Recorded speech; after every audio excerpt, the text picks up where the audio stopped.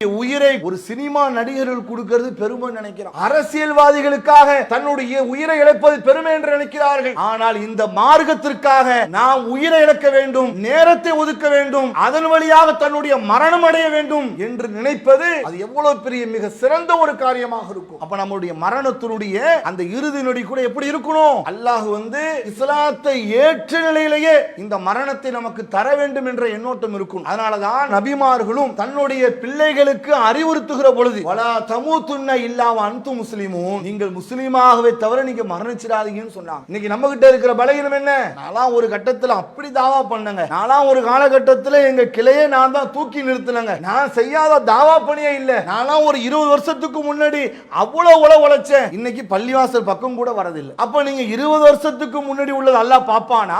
நீங்கள் மௌத்தா போகும்போது உள்ள சிந்தனை அல்லாஹ் பாப்பானா? ஒரு மனிதனுடைய இறுதி நொடியாக இருக்கிற மரணத்தினுடைய அந்த இறுதி முடிவில் என்ன அமல்கள் கொண்டவர்களாக, என்ன செயல்பாடு மிக்கவர்களாக நம்முடைய வாழ்க்கை முறை இருந்ததோ அதுதான் அல்லாஹ்ட்ட பார்க்கப்படும். அஸ்ஸலாமு அலைக்கும் வரஹ்மத்துல்லாஹி வபரகாத்துஹு. அல்லாஹ்வின் சாந்தியும் சமாதானமும் நம் அனைவர்கள் மீது என்றென்றும் நிலவூட்டமாக என்று பிரார்த்தனை செய்தவனாக, கண்ணியத்திற்குரிய எல்லாம் வல்ல அல்லாஹ்வின் நல்லடியார்களே, இறைவனால் படைக்கப்பட்ட இந்த மனித சமூகம் பல்வேறான சிந்தனைகளோடு பல இலக்குகளை எதிர்நோக்கியவர்களாக நமது வாழ்க்கை பயணத்தை நாம் தொடர்ந்து கொண்டிருக்கிறோம். இப்படி தொடரக்கூடிய நமது வாழ்க்கையிலே ஒவ்வொரு மனிதனும் ஒவ்வொரு விதமான இலக்கை எதிர்நோக்கி செல்லக்கூடியவர்களாக இருந்தாலும், இஸ்லாமிய இறைநம்பிக்கை கொண்ட ஒவ்வொரு இறைநம்பிக்கையாளர்களும் நாளை மறுமையிலே வெற்றி பெற வேண்டும், அந்த சுவனத்திலே நாமும் ஒரு சுவனவாதிகளில் ஒருவராக இருக்க வேண்டும் என்கிற எண்ணங்களோடு நம்முடைய வாழ்க்கை பயணத்தை நாம் தொடர்கின்றோம். இப்படி தொடரக்கூடிய நமது வாழ்க்கை பயணத்திலே பல்வேறான நேரங்களில் அதை மறக்கக்கூடியவர்களாகவும், அதை மறந்துவிட்டு இந்த உலகத்தினுடைய இன்பங்களை நோக்கி, இந்த உலகத்தினுடைய ஆடம்பரமான காரியங்களை நோக்கி, வீணான செயல்பாடுகளை எதிர்நோக்கியவர்களாக செல்லக்கூடிய மனநிலை நம்மில் பெரும்பான்மையான மக்களிடத்திலேயே உண்டாகக்கூடிய ஒரு சூழலை நாம் பார்க்கிறோம். அப்போ இதற்கு என்ன காரணம், எதனால் இது போன்ற நிலை நம்மிடத்தில் ஏற்படுகிறது என்று திருமறை குர்ஆன் மற்றும் ஹதீஸுகளுடைய அறிவுரைகளை நாம் பார்க்கின்ற பொழுது, எந்த ஒரு அடியான் மரணத்தை பற்றியான நினைவு கூறுதலை, மரணத்தை பற்றியான சிந்தனை ஓட்டங்களை எப்படியெல்லாம் தினமும் அவர்கள் ஏற்படுத்தி கொள்கிறார்களோ, அது அவர்களின் இலக்கை ஒரு காலம் தடமாறம் செய்து விடாமல், வழிமாறி சென்று விடாமல், தன்னுடைய இலக்கை மாத்திரமே எதிர்நோக்கி பயணிக்கக்கூடிய ஒரு சிந்தனை ஓட்டத்தை ஸல்லல்லாஹு அலைஹி வஸல்லம் அவர்கள் கபருக்கு சென்று, அடக்கம் செய்யப்பட்ட அடக்க ஸ்தலங்களுக்கு சென்று நீங்கள் சந்தியுங்கள் என்று அல்லாஹ்வுடைய தூதர் கூறினார்கள். ஏன் சந்தியுங்கள் என்று சொன்னார்கள்?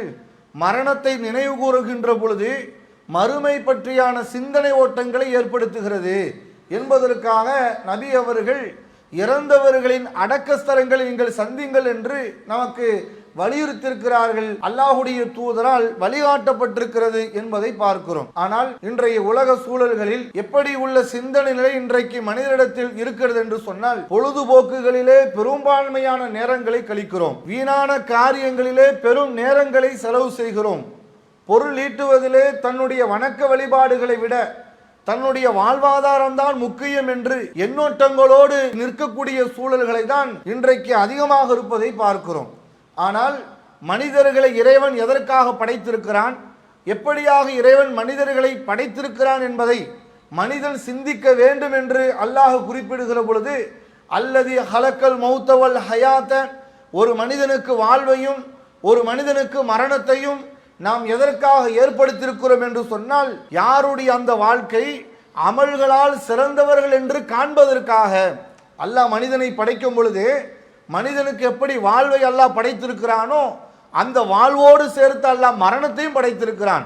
அந்த மரணம் என்ற ஒரு முடிவு நிலையோடு தான் ஒவ்வொரு மனிதனுடைய வாழ்க்கையுமே இந்த உலகத்திலே படைக்கப்பட்டிருக்கிறது என்று சொல்லி அல்லாஹ் நமக்கு குறிப்பிடுகிறான். அப்போ வாழ்வும் மரணத்திற்கும் இடையிலே ஒரு மனிதனுடைய வாழ்க்கை எப்படி இருக்கணும், எப்படியான சிந்தனையோட்டங்களோடு அவன் வாழணும், மரணத்தை எதிர்நோக்கியவர்களாக, மறுமையை எதிர்நோக்கியவர்களாக, நன்மைகளை அதிகம் புரியக்கூடியவர்களாக, நல்லறங்கள் செய்வதற்கான வாய்ப்பு சூழல்கள் எந்த நிலையில் நமக்கு கிடைத்தாலும் அதை நழுவ விடாமல், அதை தவறி விடாமல், அந்த நன்மைகளை பெறக்கூடிய சூழல்களை நாம உருவாக்கி கொள்ள வேண்டும் என்று அல்லாஹ்வால் நமக்கு குறிப்பிடப்படுகிறது. ஆனால் இன்றைக்கு மரணத்தை மறந்த மனிதர்களாகத்தான் இன்றைக்கு நம்முடைய வாழ்வு, பெரும்பான்மையான மக்களுடைய வாழ்வு இருப்பதை பார்க்கிறோம். ஆனால் மரணம் என்பது அல்லாஹ் எப்படி குறித்திருக்கிறான் என்று நமக்கு குறிப்பிடுகிறான். திருமறை குர்ஆனிலே அல்லாஹ் சொல்கிறான், வமா கானலி நஃப்ஸின் அன் தமூத்த இல்லா பிஇذن இல்லா. இந்த உலகத்தில் அல்லாஹ்வுடைய அனுமதி இல்லாமல் எந்த ஒரு உயிரும் மரணிப்பது இல்லை. ஏன் தெரியுமா? எல்லாமே அல்லாஹ்வுடைய பதிவேட்டிலே எழுதப்பட்டு விட்டது. அல்லாஹ்வுடைய தூதர் சொல்கிறார்கள், ஒரு மனிதன் படைக்கப்படுவதற்கு முன்பாக 50,000 ஆண்டுகளுக்கு முன்பாகவே நம்முடைய வாழ்வையும் நம்முடைய மரணத்தையும் அல்லாஹ் பதிவு செய்து விட்டான். இப்போ இங்கே அமர்ந்திருக்கிற அத்தனை நபர்களும் எப்படியான நபர்களாக அமர்ந்திருக்கிறோம்? மரணம் பதிவு செய்யப்பட்ட நபர்களாக, மரணம் குறிக்கப்பட்ட மனிதர்களாக. ஆனால் எங்கு மரணிப்போம் என்று தெரியாது, எப்போது மரணிப்போம் என்று தெரியாது. ஆனால் மரணம் என்று வராமல் சென்று விடுமா? மரணிக்காம நாம் வாழ்ந்துட முடியுமா? மரணம் எனக்கு வராதுங்க, நான் இந்த வருஷம் மரணிக்க மாட்டேன், நான் இன்னைக்கு மரணிக்க மாட்டேன், எனக்கு மரணமே வராது. எத்தனை மருந்துகளை நீங்கள் கண்டுபிடித்தாலும் மரணத்திற்கென்று ஒரு மரணத்திலிருந்து தப்பிப்பதற்காக ஒரு மருந்து இன்றைக்கு கண்டுபிடிக்கப்பட்டிருக்கிறதா? ஏனென்றால் அல்லாஹ் இந்த உலகத்தினுடைய இறுதியாக ஒரு மனிதனுக்கு வைத்திருக்கிற முடிவு இந்த மரணம்தான்.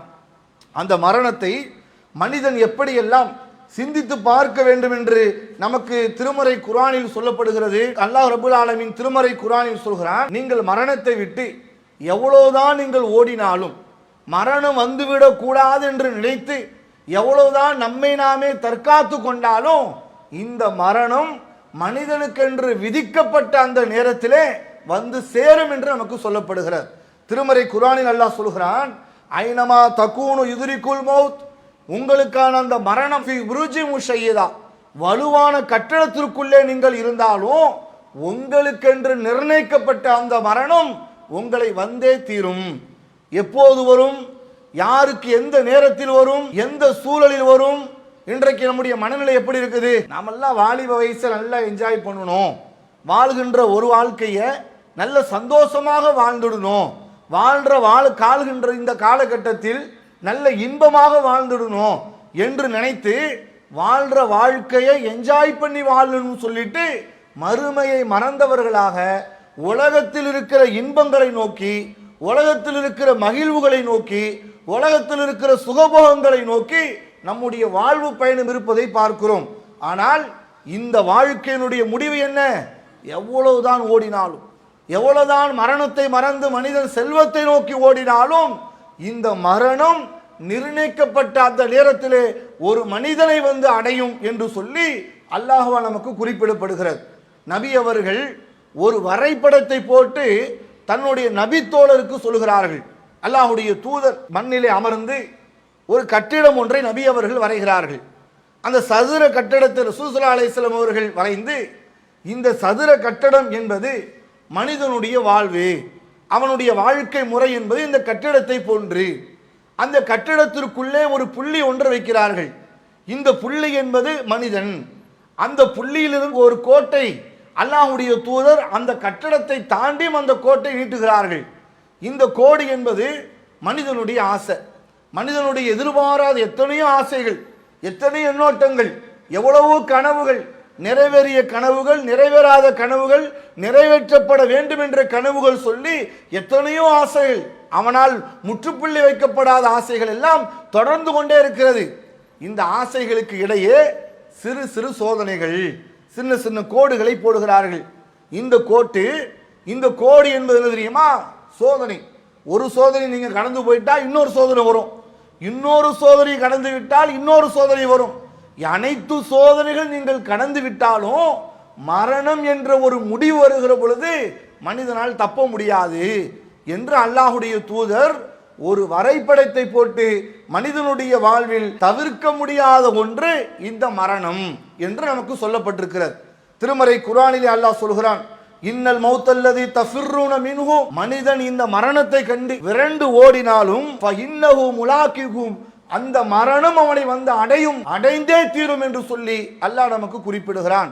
அப்ப இந்த மரணத்தை கண்டு மனிதன் ஓடினாலும், மனிதன் அதை விட்டு தன்னை தற்காத்து கொள்ள வேண்டும் என்று நினைத்தாலும், அந்த மரணம் நம்மை வந்து அடைந்துவிடக் கூடாது என்று நினைத்தாலும் அல்லாஹ் விதித்த அந்த நேரத்தில் மனிதனை வந்து அந்த மரணம் அடையும். இப்ப மரணம் நிர்ணயிக்கப்பட்ட மனிதர்களாக இருக்கிறோம்ல, நம்முடைய வாழ்க்கை இன்னைக்கு எப்படி இருக்குது? வணக்கத்தை எடுத்து பாருங்கள், தொழுகையிலே பலவீனம். ஒரு தொழிலை எடுத்து பாருங்கள், தொழில்களில் அவ்வளவு விதமான மோசடிகள். பேச்சு முறைகளை நீங்கள் எடுத்து பாருங்கள், நாகரிகமற்ற பேச்சுகள், அருவருக்கத்தக்க பேச்சுகள், மார்க்கத்திற்கு முரணான பேச்சுகள் என்று நம்முடைய பேச்சுகளில் கூட ஒழுக்கமற்ற செயல்பாடுகளை பார்க்கிறோம். ஒரு இஸ்லாமிய இளைஞனாக இருக்கட்டும், ஒரு இஸ்லாத்தில் வாழ்கிற ஒரு இறை நம்பிக்கை அல்லாத ஒரு முஸ்லிம்களாக வாழக்கூடிய மக்களை நீங்கள் எடுத்து பாருங்கள். மரணத்தை நம்பி எதிர்நோக்கி வாழ்பவர்களை போன்றா இன்றைக்கு வாழ்கிறார்கள். இந்த உலகத்தில் நாம நிரந்தரமா இருக்க போறோம், நமக்கு மரணம் வராது என்று மரணத்தை பற்றியான சிந்தனை இல்லாத மக்களாகத்தான் இன்றைக்கு வாழக்கூடிய மனிதர்களை நாம பார்க்கிறோம். அப்ப இதற்கு என்ன காரணம்? மரணத்தை மனுஷன் பார்க்கிறான்ல, அந்த மரணத்தையும் அல்லாஹ் அப்படி வச்சிருக்கிறான். நல்லா உலகத்தை படைச்சான், உலகத்தை படைச்சிட்டு அல்லாஹ் மனிதனை அழிக்கிற பொழுது ஏன் ஒவ்வொரு ஆளாக அல்லாஹ் மரணத்தை கொடுக்குறான்? அல்லாஹ் நம்மளை சிந்திக்க வைக்கிறான். அல்லாஹ் வந்து படிப்பினை ஏற்படுத்துறான். ஒரு மரணத்தை பார்த்து மனிதன் அந்த மரணத்தின் வழியாக தன்னுடைய வாழ்வை சரி செய்து கொள்ள வேண்டும் என்பதற்காகத்தான் அல்லாஹ் மரணத்தின் வழியாக மனிதனுக்கு சிந்தனை ஏற்படுத்துகிறான். ஆனா என்ன நடக்குது தெரியுமா? ஒரு மௌத்து வீட்டுக்கு போவோம், மௌத்து வீட்டு வாசல் நின்று பேசுவாங்க. என்ன பேசுவாங்க? இவர் இதை செஞ்சிருந்தா கொஞ்சம் உயிர் பிழைச்சிருக்கலாங்க, இவரை கொஞ்சம் எமர்ஜென்சிக்கு அழைச்சிட்டு போயிருந்தா, ஒரு 10 நிமிஷம் முன்னாலே இவரை கொண்டு போயிருந்தா இவருடைய உயிர் பிழைத்திருக்குங்க, இவர் உடல் மேல கொஞ்சம் அக்கறை இல்லாமல் இருந்துட்டாரு, கொஞ்சம் உடற்பயிற்சி செய்திருந்தால் ஒரு கொஞ்சம் நல்லா இன்னும் கொஞ்சம் வாழ்ந்திருப்பாருங்க என்றெல்லாம் அந்த மைத்து வீட்டிலே, மௌத்தனுடைய வீட்டிலே வாசல்களிலே பல்வேறான பேச்சுகள் நடக்கும். ஆனால் யாராவது அந்த இடத்திலே சிந்தித்து பார்த்திருக்கிறோமா? ஏதாவது அவர் மௌத்தாவான்னு அவர் நினைச்சிருப்பாரா? இன்னைக்கு தான் மௌத்து வரும்னு அவருக்கு சிந்தனை வந்திருக்குமா? அந்த மௌத்தை பற்றி அல்லாஹ் சொல்கிறான். ஒரு மனிதன் மரணத்தை சந்திக்கிற பொழுது நாம மௌத்தை பற்றி நினைச்சு பார்க்கணும். நம்முடைய வாழ்க்கை இப்படி வாழ்றோமே, தொழுகை இல்லாம வாழ்றோமே, தர்மம் செய்யாம வாழ்றோமே, நல்லதை பேசாம வாழ்றோமே, குரானை ஓதாம வாழ்றோமே, நல்ல அமல்களை செய்யாம வாழ்றோமே, நல்ல அமல்களுக்கு என்று அழைப்பு கொடுக்கப்பட்டாலும் இது எனக்கு கடமை இல்லைன்னு சொல்லி புறந்தள்ளி விட்டு போய்கிட்டு இருக்கோமே, எதை நோக்கி போறோம், எதை நோக்கி வாழ்ந்துகிட்டு இருக்கோம் என்று நாம் சிந்தித்து பார்த்தோமா? திருமறை குர்ஆனில் அல்லாஹ் பல்வேறான வரலாறுகளை சொல்கிறான். ஒரு சமூகத்தின் மீது அல்லாஹ் அழிவை ஏற்படுத்த நினைத்து விட்டால் அந்த அழிவிலிருந்தும் மரணத்திலிருந்தும் எந்த மனிதனும் தப்ப முடியாது. அல்லாஹ்வுடைய தூதர் ஸல்லல்லாஹு அலைஹி வஸல்லம் அவர்கள் வானம் மேகமூட்டத்தோடு இருந்தாலே பயப்படுவாங்களாம். வானம் இருக்குல்ல, வானம் மேகமூட்டத்தோடு இருந்தாலே ஆது சமூது அந்த கூட்டத்தார்கள் எப்படி அழிக்கப்பட்டார்களோ அதுபோன்று என்னுடைய சமுதாயம் அழிக்கப்பட்டு விடுமோ என்று சொல்லி அல்லாஹ்வுடைய தூதர் ஒவ்வொரு கட்டத்திலையும் வானம் மேகமூட்டத்தோடு இருக்கிற பொழுது பார்த்து அஞ்சக்கூடியவர்களாக இருந்திருக்கிறார்கள். ஏன்? சொல்லப்படாமல் மரணம் வந்து விட்டால் எப்படி இருக்கும்? ஒரு ஆள் பல கோடி ரூபாய்க்கு அதிபதிங்க, நல்ல செல்வம் சொத்து பத்துகள்லாம் இருக்கு, ஆனா திடீர்னு அவர் மௌத்தா போயிட்டார். இதை யாருக்கும் வசியத்து சொல்றதுக்கு நேரம் இல்லை, பிள்ளைகளுக்கு சொத்து பிரித்து கொடுப்பதற்கு நேரம் இல்லை, தன்னுடைய சொத்து பத்துகள் எந்த இடத்திலே இருக்கிறது, யார் எனக்கு காசு கொடுக்கணும், நான் யாருக்கு காசு கொடுக்கணும் என்று சொல்லக்கூடிய சூழலும் அவருக்கு இல்லை. அந்த அவகாசம் கூட இல்லாமல் ஒருவர் மரணித்து விட்டால் அவரை பற்றி நாம் எப்படி வேதனைப்படுவோம்? இவ்வளோ காசு பணம் இருந்து என்னங்க பிரயோஜனம்? இவ்வளவு பணம் இருந்து அவங்களுடைய பிள்ளைக்கு கூட சொத்துகள் எங்க இருக்குன்னு என்று சொல்லுகின்ற நேரம் கூட அவருக்கு கிடைக்கல என்று நாம் வருத்தப்படுவோம். இது இப்படித்தான் நல்லா இந்த மனிதனுடைய வாழ்க்கையை வச்சிருக்கிறான். அல்லாஹ் ஆது சமூகத்தை பற்றி அல்லாஹ் சொல்லி காட்டுறான். ஏன் அல்லாஹ் அதை சொல்லி காட்டுறான் தெரியுமா? அலம் தர கைஃப ஃபஅல ரப்புக பி ஆத், ஆது என்ற ஒரு சமூகம் இருந்தார்கள், அவர்களை நாம் எப்படி ஆக்கினோம் என்று நீங்கள் சிந்தித்து பார்க்கவில்லையா? அல்லாஹ் கேட்கிறான். ஏன் தெரியுமா? அல்லத்தி லம் யுஹ்லகு மிஸ்லுஹா ஃபில் பிலாத், அவர்களை போன்று ஒரு வலிமையான ஒரு படைப்பை, ஒரு சமூகத்தை எந்த ஊரில் நம்ம படைக்கலங்கிறான். அது மாதிரியான வலிமையான ஒரு படைப்பு, அப்படி அவர்கள் ஒரு திறமையான உடல் உறுதியான ஒரு படைப்பாக அல்லாஹ் படைத்திருக்கிறான். ஆனால் அவர்கள் அல்லாஹ்வை மறுத்தார்கள், அல்லாஹ்வை மறுத்து பெருமை அடித்தார்கள். அல்லாஹ்விடத்திலே அவர்கள் இறை உதவியை தேடி செல்லக்கூடியவர்களாக இல்லை.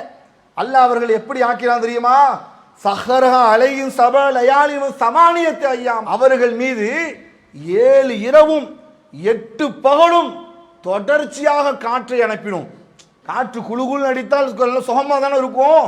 அந்த புயல் காற்றை எல்லாம் சொல்லுகிறான், 7 இரவும் 8 பகலும் அவர்கள் மீது தொடர்ச்சியாக காற்றை நாம் அனுப்பினோம். அவர்கள் எப்படி ஆனார்கள் தெரியுமா? பேரித்த மரம் பிடுங்கி வேரோடு தூக்கி போடப்பட்டால் எப்படி கிடப்பார்களோ அப்படி அவர்கள் பிடித்து தூக்கி எறியப்பட்டார்கள் என்று அல்லாஹ் சொல்கிறான். யோசித்து பாருங்கள், வலிமையான படைப்பாக இருந்தாலும் சரி, நான் நிர்ணயிக்கப்பட்ட நேரம் வந்துவிட்டால் அவர்களால் தப்ப முடியாது. பணம் இருக்கிறது, செல்வம் இருக்கிறது, உடல் ஆரோக்கியம் இருக்கிறது, உடலில் நல்ல சுறுசுறுப்பு இருக்கிறது என்று நினைத்து கொண்டு மறுமையை மறந்து ஓடிவிடாதீர்கள். அல்லாஹ் சொல்ற பாடம், அல்லாஹ் சொல்கிற படிப்பினை அல்லாஹ் சிந்திக்க வேண்டும் என்று அல்லாஹ் சொல்கிறான். அப்ப நாம் இதை சிந்தித்து பார்க்கணும். இந்த உலக வாழ்க்கையில் வாழுகின்ற பொழுது எவ்வளவுதான் வலிமையான ஒரு படைப்பாக இருந்தாலும் அந்த படைப்பும் இந்த உலகத்தில் அழிக்கப்பட்டிருக்கிறார்கள், அவர்களுக்கும் அழிவு வந்திருக்கிறது, அவர்களும் மரணத்தை சந்தித்திருக்கிறார்கள் என்று பார்க்கிறோம். அப்ப இந்த மாதிரியான ஒரு சூழல் இருக்கிற பொழுது அப்ப நமக்கென்று அல்லாஹ் நிர்ணயிக்கப்பட்ட அந்த காலத்திற்கு முன்பாகவே நம்மை நாம் சரி செய்து கொள்ள வேண்டும். நம்முடைய ஒழுங்கு முறைகளை சரி செய்து கொள்ளணும், வணக்க வழிபாடு முறைகளை முறை செய்து கொள்ளணும், மார்க்கத்தை பற்றியான புரிதல்களை அதிகம் தெரிந்து கொள்ளுகின்ற சபைகளை ஏற்படுத்தி கொள்ளணும், நல்லமல்கள் சார்ந்த சூழல்கள் எங்கெல்லாம் நமக்கு கிடைக்கிறதோ அந்த வாய்ப்புகளை நாம் முற்படுத்தி கொள்ளணும். ஏனென்று கேட்டால் ஒரு இறை நம்பிக்கையானுடைய சிந்தனை என்பது ஒவ்வொரு நிமிஷமும் அவனுடைய சிந்தனை எப்படி இருக்கணும்? அடுத்து நம்ம மௌத்தா போயிட்டோம்னா அல்லாட்ட என்ன சொல்ல போறோம்? நம்ம மௌத்து நிர்ணயிக்கப்பட்டது, இப்போ இங்க இருக்கிறோம். ஆனா எல்லாருக்கும் பல கனவு இருக்கு. 10 வருஷத்துக்கு முன்னாடி உள்ள கனவை இப்பயே திட்டம் போட்டு வச்சிருப்போம். ஆனா 10 வருஷம் வாழ்வோம் என்று உறுதியா? 10 நிமிஷம் கூட வாழ்வோம் என்று உறுதி கிடையாது. ஒரு ஆளு பேருந்தில் பயணிக்கிறார், வீட்டில் சொந்த பந்தங்கள் எல்லா இடத்தையும் சொல்லிட்டு நான் இந்த ஊருக்கு போகிறேன் என்று போகிறார். பெரும் விபத்தில் இறக்கக்கூடியதை பார்க்கிறோம், விமான விபத்துகளை பார்க்கிறோம், சாலை விபத்துகளை பார்க்கிறோம். உணவை உறவினரோடு சேர்ந்து உட்கார்ந்து சாப்பிடுவார், சாப்பிட்டுட்டு தூங்க போயிருப்பார். பகலில் எழுந்திருக்கிற பொழுது மரணத்தோடு அவரை சந்திக்கின்ற சூழல்களை பார்க்கிறோம். அப்ப மரணம் என்பது மனிதனுடைய வாழ்க்கையில் பிணைக்கப்பட்டதாக அல்லாஹ் ரப்பல் ஆலமீன் வைத்திருக்கிறான். அப்ப நம்ம எப்படி இந்த உலக வாழ்க்கை அமைத்துக் கொள்ளணும்? நமக்கென்று நிர்ணயிக்கப்பட்ட அந்த மரணம் வருகிற பொழுது நன்மைகளை முன்னோக்கியவர்களாக நாம இருக்கணும், தீமைகளை எதிர்நோக்கியவர்களாக இருக்கக்கூடாது. தீமைகள் நிறைந்த சபைகளில் நாம் ஒரு காலம் இருந்து விடக்கூடாது. நன்மைக்கான களங்கள் எங்கு இருந்தாலும் அந்த வாய்ப்புகளை இழந்து விடக்கூடாது என்ற சிந்தனை ஓட்டத்தை வைத்திருக்க வேண்டும். நபி தோழர்களின் வரலாறுகளை நீங்கள் எடுத்து பாருங்கள். வாழ்விலே பல சரித்திரங்களை, வரலாறுகளுக்கு முன்னோடிகளாக திகழ்ந்தவர்கள் இந்த நபி தோழர்கள். இந்த நபி தோழர்களுடைய வாழ்க்கையில் அவர்களுடைய எண்ணோட்டங்கள் எல்லாம் எப்படி இருந்திருக்கு தெரியுமா? தன்னுடைய மரணத்தினுடைய இறுதி நொடி அல்லாஹ்வை புகழ்ந்தவர்களாக, இந்த இஸ்லாத்திற்காக தியாகம் செய்தவர்களாக, இஸ்லாமிய மார்க்கத்தை எடுத்துரைத்தவர்களாக, இஸ்லாத்திற்கு தன்னாலான அர்ப்பணிப்புகளை செய்ய வேண்டும் என்ற சிந்தனை ஓட்டம் உடையவர்களாகத்தான் அவர்கள் மரணத்தை எதிர்நோக்கி இருக்கிறார்கள். எந்த அளவிற்கு என்று சொன்னால், ஹராம் பின் மில்ஹான் என்று சொல்லப்படுகிற ஒரு நபி தோழர், இவர்களை அல்லாஹ்வுடைய தூதர் ஸல்லல்லாஹு அலைஹி வஸல்லம் அவர்கள் பனு ஆமீர் என்ற ஒரு குலத்தாருக்கு திருமறை குர்ஆனை கற்றுக் கொடுப்பதற்காக வேண்டி அல்லாஹ்வுடைய தூதர் அனுப்பி வைக்கிறார்கள். இந்த நபித்தோழரும் அந்த சமூகத்திற்காக வேண்டி செல்கிறார். அவரோடு 2 பாதுகாப்பிற்கென்று 2 நபித்தோழர்களும் செல்கிறார்கள். இந்த நபித்தோழர் இவரை திருமறை குர்ஆனை கற்றுக் கொடுப்பதற்காக வேண்டி அழைத்து சென்ற அந்த கூட்டத்தார்கள் இவர் திரும்பி பேசிக் கொண்டிருக்கிற பொழுது இவருடைய முதுகுபுறத்திலே ஒரு ஈட்டி எடுத்து குத்துகிறார்கள். அந்த முதுகில் குத்தப்பட்ட ஈட்டி அவருடைய வயிற்றின் வழியாக வெளியே வரும் அளவிற்கு அவர் குத்தி அங்கு சாய்க்கப்படுகிறார். அந்த நேரத்திலே அந்த நபித்தோழர் சொன்ன வார்த்தை என்ன தெரியுமா? அல்லாஹு அக்பர் ஃபுசிதத் ரப்பில் காபா. அல்லாஹ் மீது ஆணையாக, அல்லாஹ் மிக பெரியவன், இந்த காபாவின் மீது சத்தியமாக நான் வெற்றி அடைந்து விட்டேன். இப்படியான ஒரு நேசம் என்று பாருங்கள். தன்னுடைய உயிரை கூட ஒரு சினிமா நடிகர்கள் கொடுக்கிறது பெருமை நினைக்கிறான். அரசியல்வாதிகளுக்காக தன்னுடைய உயிரை இழப்பது பெருமை என்று நினைக்கிறார்கள். தன்னுடைய காதலிக்காக உயிரை இழப்பது பெருமை என்று நினைக்கிறார்கள். தன்னுடைய குடும்பத்திற்காக உயிரை இழப்பது பெருமை என்று நினைக்கிறார்கள். ஆனால் இந்த மார்க்கத்திற்காக நாம் உயிரை இழக்க வேண்டும், நேரத்தை ஒதுக்க வேண்டும், அதன் வழியாக தன்னுடைய மரணம் அடைய வேண்டும் என்று நினைப்பது, இந்த மரணம் அப்படியான ஒரு சூழல்களை நாம் சந்திக்கிறோம் என்று சொன்னால் அது எவ்வளவு பெரிய மிக சிறந்த ஒரு காரியமாக இருக்கும். அப்ப நம்முடைய மரணத்தினுடைய அந்த இறுதி நொடி கூட எப்படி இருக்கணும்? அல்லாஹ் இந்த மரணத்தை, இந்த இஸ்லாத்தை ஏற்ற நிலையிலேயே இந்த மரணத்தை நமக்கு தர வேண்டும் என்ற எண்ணோட்டம் இருக்கும். அதனால தான் ஒவ்வொரு நபிமார்களும் தன்னுடைய பிள்ளைகளுக்கு அறிவுறுத்துகிற பொழுது என்ன அறிவுறுத்தினார்கள்? வலா தமூத்துன்ன இல்லா வ அன்தும் முஸ்லிமூன். நீங்கள் முஸ்லீமாகவே தவிர நீங்க மரணிச்சிடாதீங்கன்னு சொன்னாங்க. இன்னைக்கு நம்ம கிட்ட இருக்கிற பலகீனம் என்ன? நான்லாம் ஒரு கட்டத்தில் அப்படி தாவா பண்ணங்க. நான்லாம் ஒரு காலகட்டத்தில் எங்க கிளையே நான் தான் தூக்கி நிறுத்தினங்க. நான் செய்யாத தாவா பணியே இல்லை. நான்லாம் ஒரு 20 வருஷத்துக்கு முன்னாடி அவ்வளோ உழைச்சேன். இன்னைக்கு பள்ளிவாசல் பக்கம் கூட வரதில்லை. அப்ப நீங்க 20 வருஷத்துக்கு முன்னாடி உள்ளது அல்லாஹ் பாப்பானா? நீங்கள் மௌத்தா போகும்போது உள்ள சிந்தனை எல்லாம் பார்ப்பானா? நாம மரணிக்கிற போது உள்ள எண்ணோட்டத்தை எல்லாம் பார்ப்பானா? 20 வருஷத்துக்கு முன்னாடி உள்ள எல்லாம் பார்க்க மாட்டான். இறுதி நொடியில், ஒரு மனிதனுடைய இறுதி நொடியாக இருக்கிற மரணத்தினுடைய அந்த இறுதி முடிவில் என்ன சிந்தனை ஓட்டங்களில், என்ன அமல்கள் கொண்டவர்களாக, என்ன செயல்பாடு மிக்கவர்களாக நம்முடைய வாழ்க்கை முறை இருந்ததோ அதுதான் அல்லாட்ட பார்க்கப்படும். அதனாலதான் இறுதி முடிவு என்பது ஒரு மனிதனுடைய வாழ்க்கையிலே மிக முக்கியமான ஒன்று. அப்படி அந்த இறுதி முடிவு நமக்கு வருகிற பொழுது நாம் மரணத்தை எப்படி எதிர்கொள்ள வேண்டும் என்று சொன்னால், அல்லாஹுடைய மார்க்கத்தில் இருந்தவர்களாக, இந்த அமல்களை செய்தவர்களாக, நற்காரியத்தை புரிந்தவர்களாக நம்முடைய மரணம் இருக்கணும் என்ற ஒரு எண்ணோட்டத்தை நாம் உருவாக்கி கொள்ளணும்.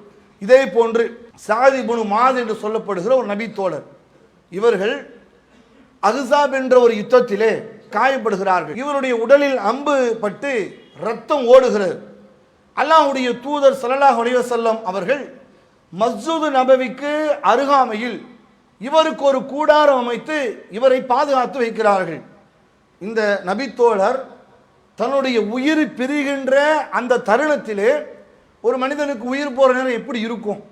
ஒரு மனிதனுடைய உயிர் பிரிகிற அந்த தருணம், எப்படியாவது என்னை காப்பாத்திருங்க, எவ்வளவு கோடி வேணாலும் கொடுக்குறேங்க, என் சொத்தையே நான் அடமானம் வைக்கிறேங்க, சொத்தையே கொண்டு ஒப்படைச்சிடுறேங்க, எப்படியாவது தகப்பனை காப்பாற்றி கொடுத்துருங்க, அப்படிதான் மனுஷன் விரும்புவான். ஆனால் அந்த இறுதி நொடியில், மரணத்தினுடைய அந்த இறுதி கட்டத்திலே அவர் நினைத்த அந்த சிந்தனை என்ன தெரியுமா? அல்லாஹ்விடத்தில் துஆ செய்கிறார்.